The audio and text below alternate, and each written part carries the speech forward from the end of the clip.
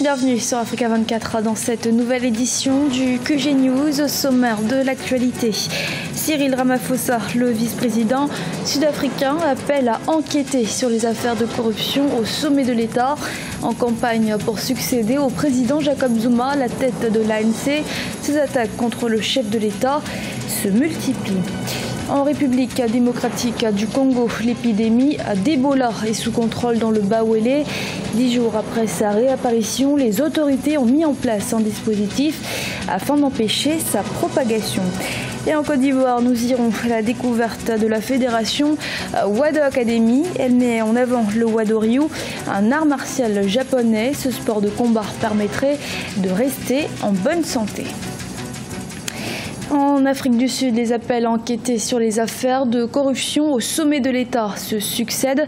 Dernier en date, celui du vice-président Cyril Ramaphosa, l'un des principaux candidats à la succession du président Jacob Zuma à la tête de l'ANC. Les précisions de Corinne Kandem. Le vice-président sud-africain plaide une nouvelle fois pour une enquête sur les affaires de corruption au sommet de l'État. Cyril Ramaphosa a durci ses propos à l'encontre du président Jacob Zuma ce dimanche 21 mai. Ça fait quelques mois qu'il multiplie les sorties médiatiques contre le président sud-africain, notamment mis en cause dans d'importantes affaires de corruption. Si l'ANC veut conserver sa domination dans la société, il est absolument impératif d'agir vite et fort pour faire en sorte que nous ne devenions jamais un État mafia. Parce que si nous devenons un État mafia, alors tout va déraper. Le limogeage de Pravin Gordhan, l'ancien ministre des Finances, a entraîné la dégradation de l'Afrique du Sud par 2 agences de notation financière. Sur le plan social, les manifestations se multiplient au fil des semaines dans le pays pour exiger la démission du président Jacob Zuma. Regardez les mouvements syndicalistes, le COSATU. Tous dénoncent le leadership de l'ANC à cause des mauvaises décisions que le parti prend. Ce que cela signifie, c'est que l'ANC est de moins en moins crédible. Celui qui est l'un des principaux candidats à la succession de Jacob Zuma à la tête du Congrès national africain en vue des élections générales de 2019 craint que les récents scandales auxquels le parti au pouvoir a été mêlé amenuisent ses chances de rester à la tête du pays en 2019. Au Mali, Monseigneur Jean Zerbo, archevêque de Bamako, a été nommé cardinal par le pape François. Il figure donc parmi les 5 nouveaux cardinaux issus des 4 continents et nommés ce dimanche par le pape François.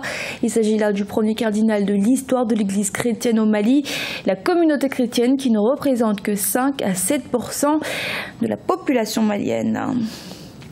L'agriculture et la sécurité alimentaire demeurent le grand défi de l'Afrique. Les initiatives se multiplient pour permettre au continent de développer ce secteur. C'est dans ce sens que la Banque africaine de développement lui consacre les travaux de ses 52e assemblées annuelles.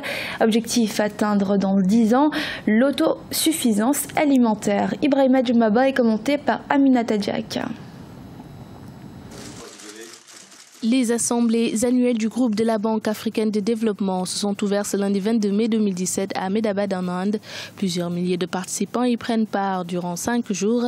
Ils viennent entre autres de 54 pays africains membres et les 26 pays membres non africains. Les autorités de la BAD ont fait de l'agriculture l'une des priorités de leur politique pour l'émergence du continent.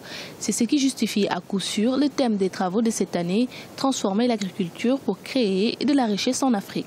Notre objectif est clair. Atteindre l'autosuffisance alimentaire pour l'Afrique dans un délai de 10 ans, éliminer la malnutrition et la faim et placer l'Afrique au sommet des chaînes de valeur agricole. Les autorités africaines et les experts de la BAD discuteront des perspectives de croissance de l'agriculture africaine, de la sécurité alimentaire et de la transformation des économies, mais aussi de la lutte contre la pauvreté. L'Inde offre un modèle agricole aux pays africains, notamment avec les acquis de sa révolution verte, alors que la BAD a mis en place les initiatives des agripreneurs pour attirer les jeunes diplômés vers l'agriculture. Au sommet sur l'émergence à Abidjan, le président de la BAD, Adesina, avait dit que l'agrobusiness était vraiment le futur de l'Afrique. C'était vraiment le secteur dans lequel on pouvait effectivement promouvoir le secteur agricole en Afrique, créer des emplois, créer de la richesse. Je pense que la BAD peut promouvoir le développement du secteur agricole en Afrique. Les assemblées annuelles de la BAD prendront fin le 26 mai 2017. Le Premier ministre indien Narendra Modi, le président béninois Patrice Talon, le président sénégalais Macky Sall et plusieurs autres personnalités y prendront part. À noter que c'est la 4e fois fois que les assemblées annuelles de la BAD sont organisées dans un pays membre non africain. Parmi les temps forts de cet événement, il est prévu le lancement de l'édition 2017 du rapport Perspectives économiques en Afrique, ainsi que la présentation du bilan de la BAD pour l'exercice écoulé. Apparu il y a une dizaine de jours dans le Bawele, en République démocratique du Congo. Le virus d'Ebola est désormais sous contrôle dans la région. En partenariat avec les organismes internationaux, les autorités ont pu mettre fin à la propagation du virus grâce à un dispositif efficace. Sharon Kamara. Alors que le risque avait disparu depuis 2014, l'épidémie d'Ebola est réapparue en République démocratique du Congo. C'est dans la province du Bawele, située dans le nord du territoire, que le virus a sévi. Les autorités congolaises auraient détecté 34 cas suspects, 5 morts et 2 personnes atteintes. Malgré les difficultés d'accès à la zone, l'OMS, l'UNICEF et le ministère de la Santé ont pu déployer des équipes sur place afin d'éviter la propagation de la maladie. Le virus a été découvert de nouveau. Et rappelez-vous qu'on est dans le nord, donc on se trouve dans une forêt. Et vous savez que lorsqu'on donne les spécialistes revient sur le sujet, c'est une maladie qui est surtout transmise par des primates. Donc c'est une zone en réalité, et on peut dire que c'est dans cette zone-là que se trouve en quelque sorte la maladie, en tout cas les vecteurs de cette maladie. Selon le ministère de la Santé, le virus serait apparu en avril dernier sur le territoire. Pour faire face au risque, le gouvernement a mis en place un plan national de lutte contre Ebola d'un budget de 8 millions de dollars. Celui-ci comprend entre autres le renforcement de la surveillance, la mise en application stricte des mesures d'hygiène et de biosécurité dans les formations sanitaires et les communautés locales, ou encore la prise en charge médicale des personnes atteintes. C'est une menace qui doit mobiliser pratiquement toute la zone, parce que la zone qui est concernée aussi, c'est très proche aussi de la Centrafrique. Donc on se rappelle encore 2014, ça peut rapidement, très rapidement se propager. Donc il va falloir qu'on puisse aller au-delà du seul Congo pour que l'ensemble des pays de la zone puissent se remobiliser et avec l'accompagnement de l'OMS pour trouver une solution efficace donc, à cette menace-là. L'épidémie d'Ebola qui a sévi en Afrique de l'Ouest entre 2013 et 2016 aurait infecté plus de 29 000 personnes. En décembre 2016, l'OMS a présenté un vaccin efficace contre la souche dite Zaïre, l'une des souches principales du virus. Aux États-Unis, des chercheurs auraient détecté des anticorps permettant de traiter et de guérir l'épidémie. Une nouvelle fédération sportive a vu le jour en Côte d'Ivoire. Il s'agit de la fédération Wado Academy. Elle met en avant le Wado-Ryu, un art martial japonais connu pour ses bienfaits sur la santé des pratiquants. Les précisions dans ce reportage d'Olivier Conin. Vers le développement du Wado-Ryu en Côte d'Ivoire. Le Wado-Ryu est un art martial japonais introduit dans le pays dans les années 1970 par Maître Suleiman Pana, ceinture noire 9e dan. La discipline compte aujourd'hui 25 clubs et plus de 2500 licenciés.